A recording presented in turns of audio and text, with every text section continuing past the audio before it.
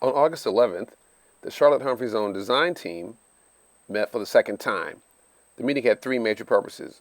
One was to introduce the community engagement tool of audience polling to the design team. A second was to review the community survey that the design team would be asked to go out and get more community input with.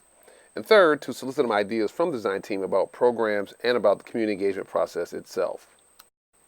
Audience polling is a leading-edge tool used to ask questions of an audience, solicit their responses instantly, and to see the diversity of input.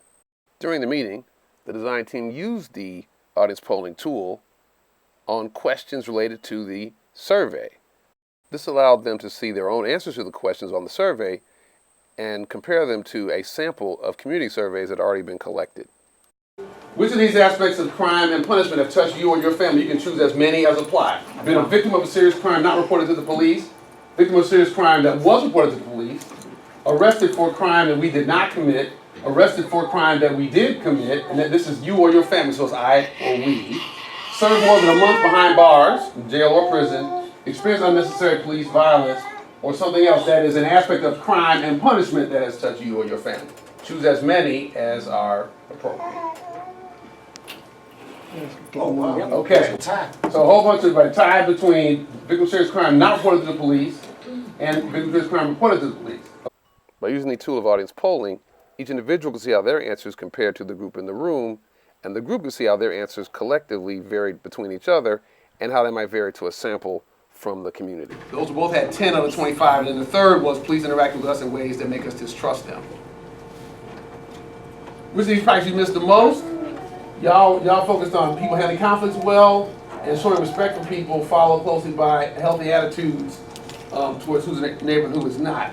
The biggest one was making good decisions about conflicts in the community, which was number 3. So that was corresponding. The second was people have a healthy understanding of who's in a neighborhood and who's in a different neighborhood. So there's some kind of correspondence. So part of what we can continue to interrogate over time is there a gap between what we think and what the community thinks, right? We can continue to interrogate that. You don't know what the community wants until you ask the community what they want. Not only that, the important thing is that the community has to have ownership for this to be sustainable. We as organizers, and there's a few of us in this room that have made this our life, this is our calling, we understand that we can't go in any community and tell somebody this is what you need. That's disrespectful. They have to decide themselves, this is what we need, and I'm willing to commit to a sustainable interaction with community and individuals, and we have the responsibility to make a safe community.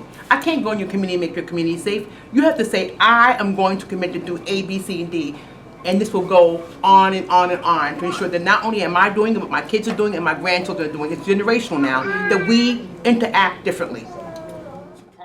Another purpose of that meeting was to solicit ideas for potential programs that it might want to put in front of the community so that once it chose its prioritized harms, we might have some programs already thought about to address those harms. It could be whatever is something that you think is related to this, that if you were the core water carrier on it, you'd be happy with that because it speaks to something that you want to do.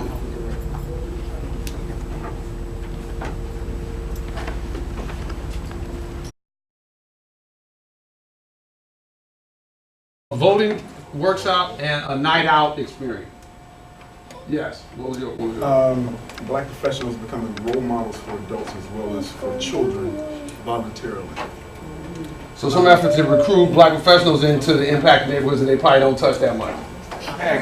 So basically, it's dealing with reentry for people with a criminal history and figuring out some sort of program, but it's a longer thing because it's kind of from when they're incarcerated to helping them become.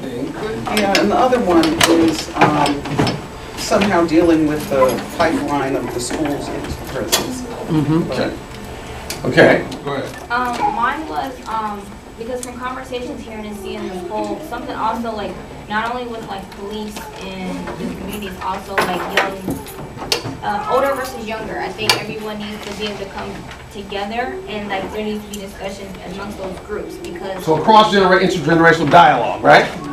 We need that. Okay. Right. That. Well, my idea is a 0 through Head Start STEAM program. science, technology, and engineering, arts, and math. In addition to giving some program ideas, the design team also had some valuable reflections, some valuable advice about how the community engagement process might proceed.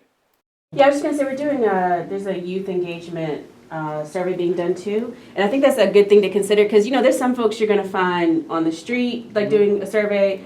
Some folks you're gonna reach online, so I think like having different methods, and I think also doing like the group setting is really helpful, like we did today, because that also allows for some dialogue, like some questions around like questions that we had about the questions. Right. So I think it makes sense to if we can do like a mix of methods. The design team was able to further develop some of the program ideas before the meeting ended. It was three main points that were lifted up in regards to that disconnect: the respect factor, the respect for generations up and down, the breakdown of the family structure that includes church, and then wisdom through someone else's experience. When we try to figure out where the disconnect was, and a lot of it is just on views, different generational views that need to be broken down to figure out where that middle ground is at, because there's so much disconnect between the different generations, because this type alone, there's several generations, and we just saw the disconnect there. So we need to find that middle ground first to connect it all together, to move forward, to bring it. I did it. Gotcha. Okay. Well, we can.